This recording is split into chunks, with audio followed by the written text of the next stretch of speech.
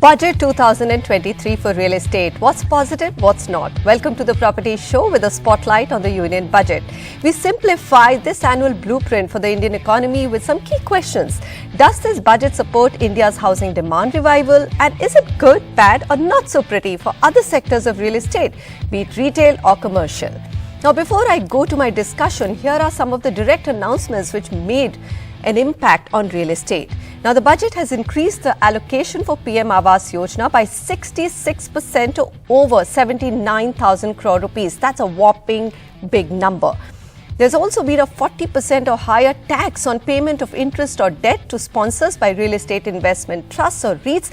Now, remember, this is a very recent investment option for retail investors on the Indian stock market. So this is not that great a news. Capping of capital gains exemption on sale of residential property, equity, ESOPs under Section 54 and 54F. The amount is 10 crore rupees. Now, that's a very big change for luxury housing market.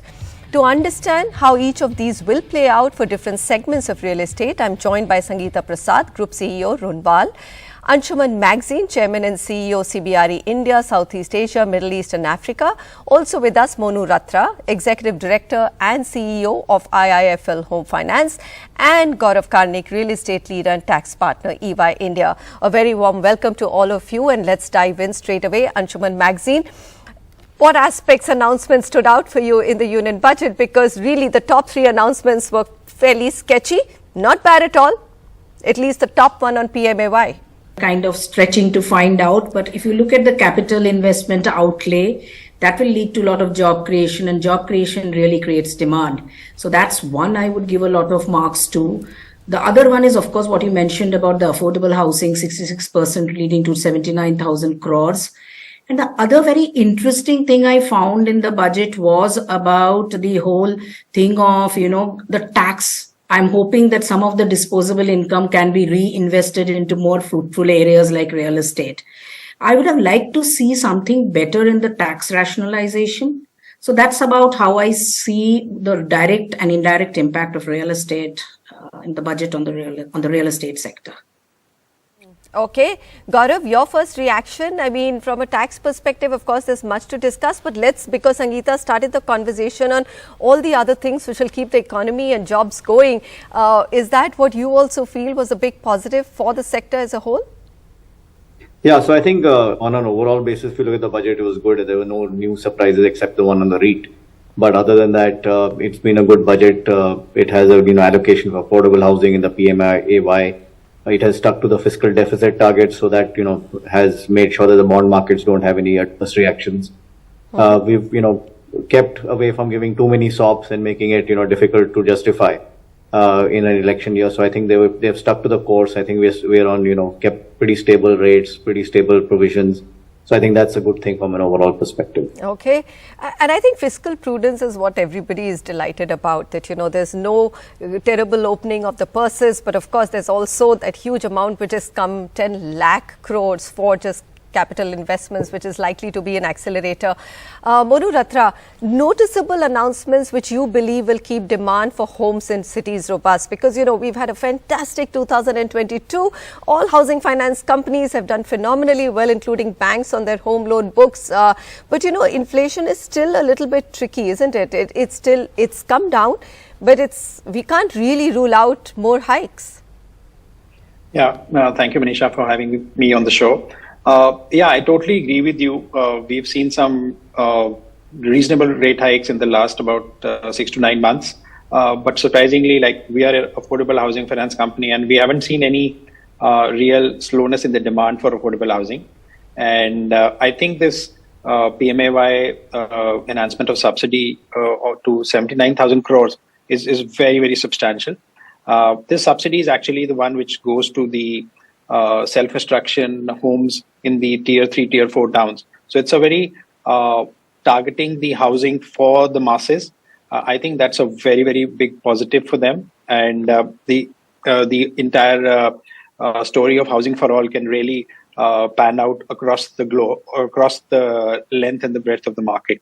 Also, I think if you see with the capex and the enhancement of the infrastructure, is a very direct correlation with real estate overall. It leads to employment to people. It leads to more money in the hands of the people across the length and breadth of the country, which in turn enables for people to own homes.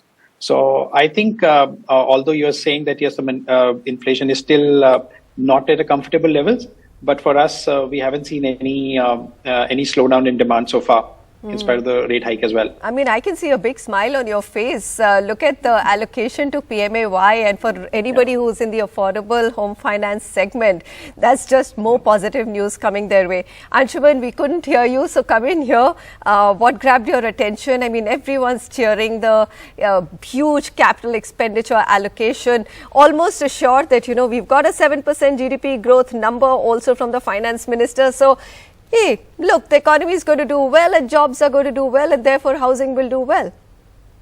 I agree mostly. I think this is one of the first budgets, and I've been doing budgets more than 20 years, which touched almost everything which is relevant currently for our Indian economy. Green buildings, green environment. So, that is a current topic, to robotics, manufacturing, infrastructure, of course, tourism, airports, agriculture, I can go on. So they really touched every aspect of the economy, and especially every aspect of the economy which is just currently relevant.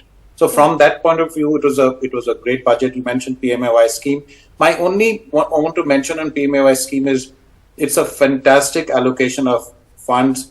Government of India had a target of 2 crores low cost housing by 2022.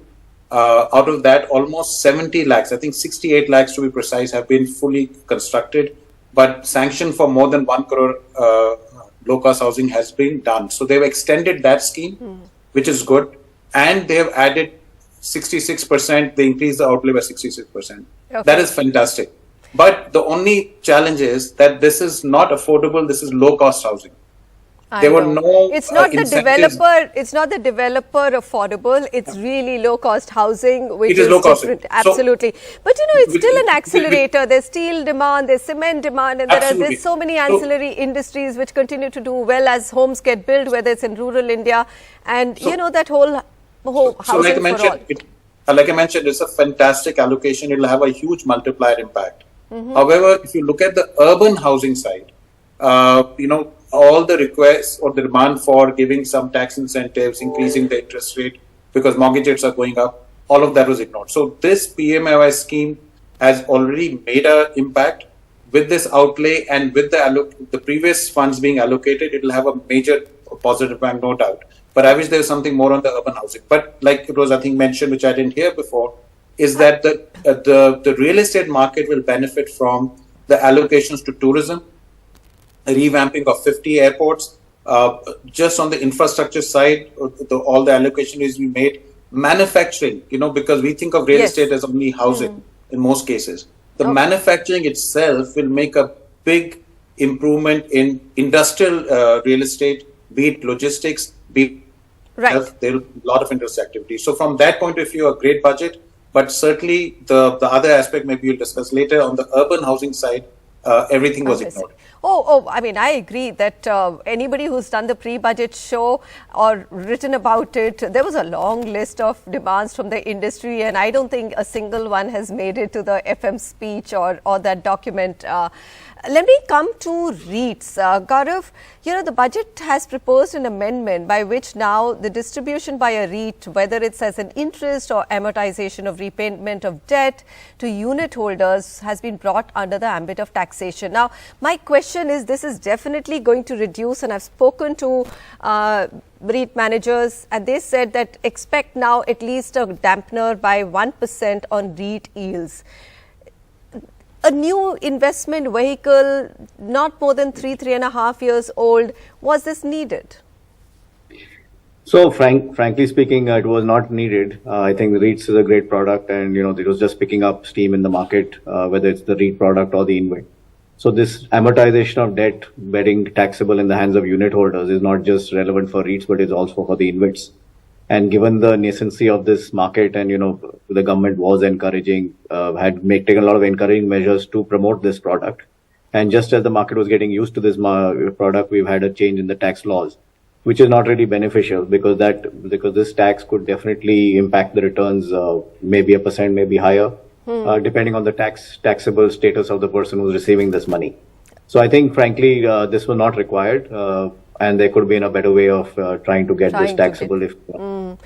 Anshuman, what's your take on it? I mean, you look at the amount of money which has come in from foreign institutional investors into REIT, into office assets, which have then been turned into REIT portfolios, REITable portfolios. What signal does this send out, or do you believe that it was, it was really not to be exempted? There was a large part of REIT income which, because it was accounted for as interest and debt repayment, was escaping the tax net. What's your view?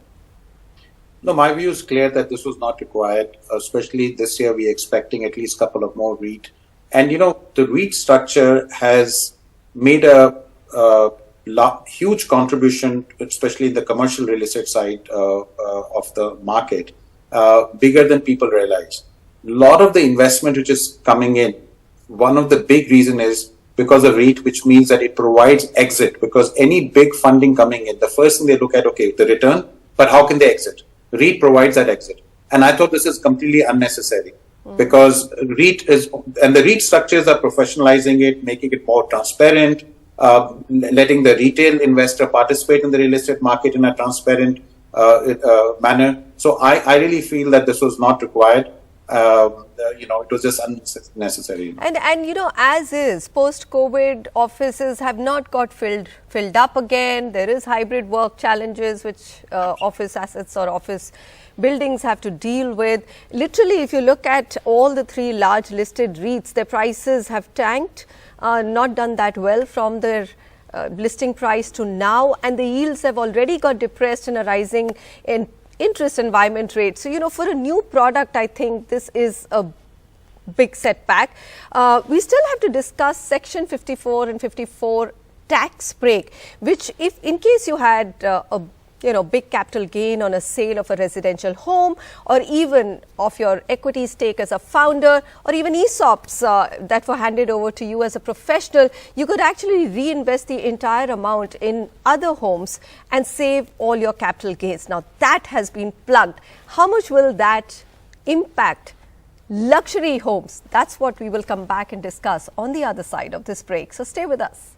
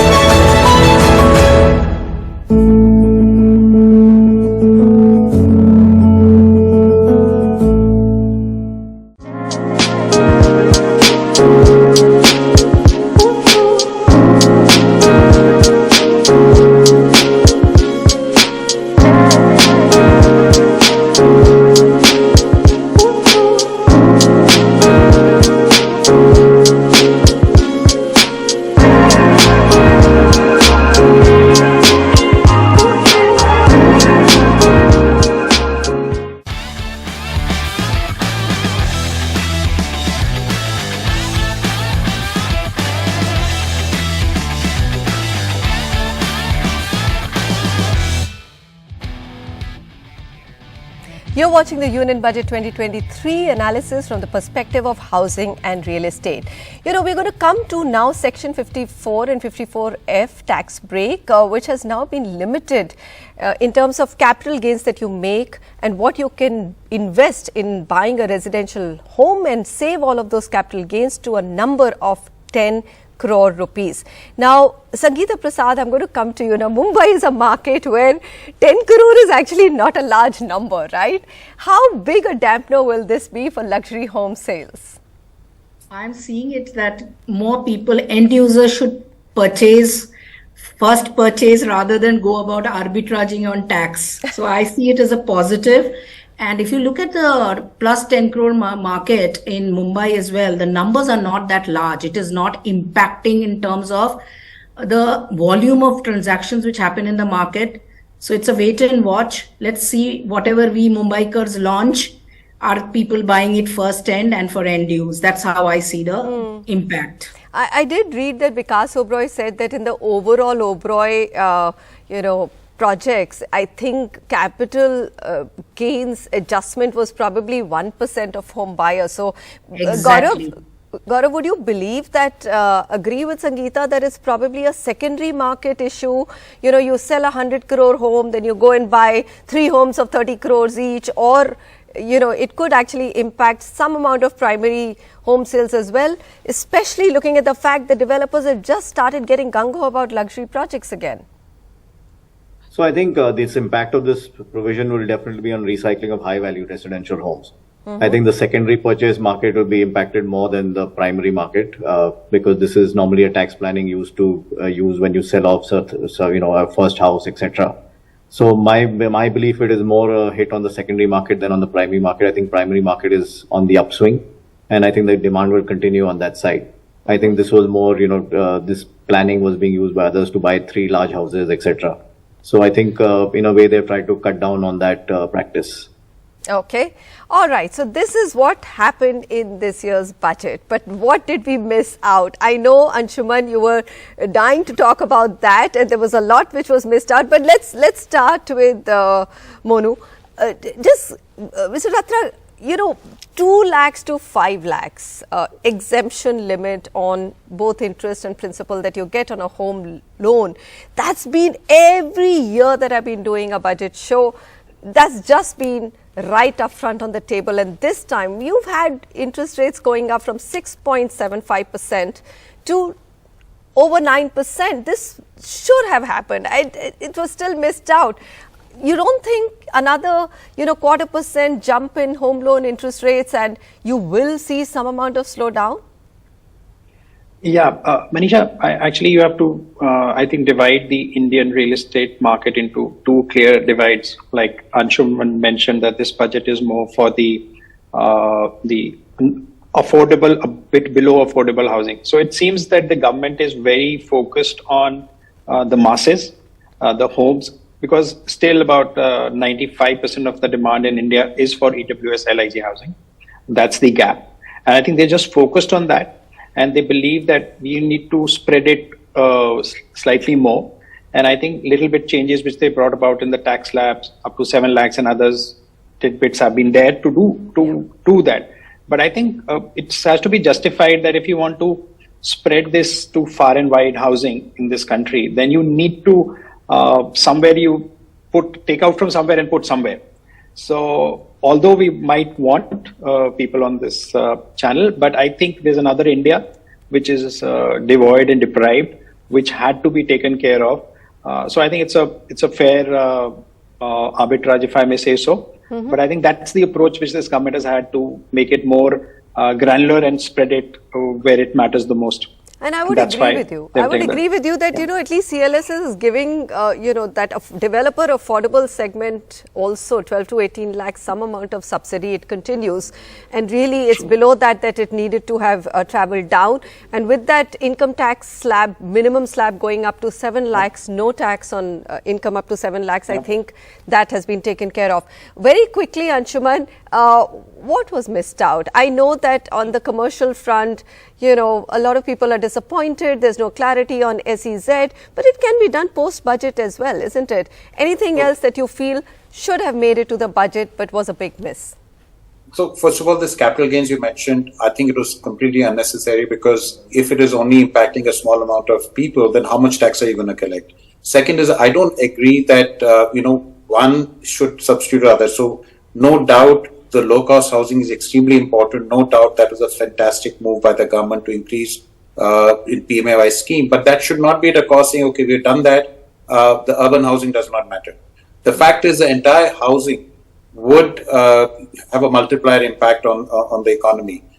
So giving those, and with, like you rightly said, the interest rates have been going up. The value of properties are going up. So any encouragement to housing only helps the economy. And there should have been all those, as you said, the long list of giving tax exemptions on or going from 1.5 to 4 or 5 lakh rupees scale on giving tax incentive on housing, even rental housing, should be encouraged even more. So none of that was done. So it was, that way these areas were disappointing. But I must, like I mentioned earlier, the big positive is that all the investment in the infrastructure side, including we missed out besides all the huge allocations in the infrastructure fund, the urban infrastructure fund, which has got 10,000 crores, focus on tier 2, tier 3 cities. And besides, like I mentioned, airport, tourism, all this put together will have a positive impact on the real estate market, no doubt. But certainly, there was, I don't think government would have lost on anything by giving some more, incentives to especially the affordable housing. Because I think what is not understood is there is a difference between affordable and low cost. So while low cost should be and is a must focus, but it should not be at the cost of urban housing. And that's what, I don't agree when you say, okay, that was the focus, that's what you need to do.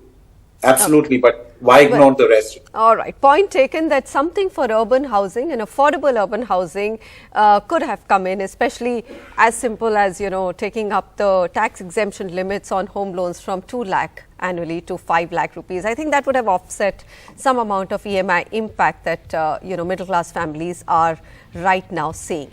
Well, we're going to wrap out the discussion. Monu Ratra and, of course, Gaurav Karnik, Sangeeta Prasad, Anshuman Magazine, thank you very much for making the time for it. And all that I can say is that, fingers crossed on the growth numbers. It was a confident finance minister who said that, look, Indian economy will grow at 7%. And with all the infrastructure capex that has been planned out, both for urban infrastructure and capital expenditure, I think, jobs, economy and housing demand should play out as expected. Goodbye and thanks so much for watching.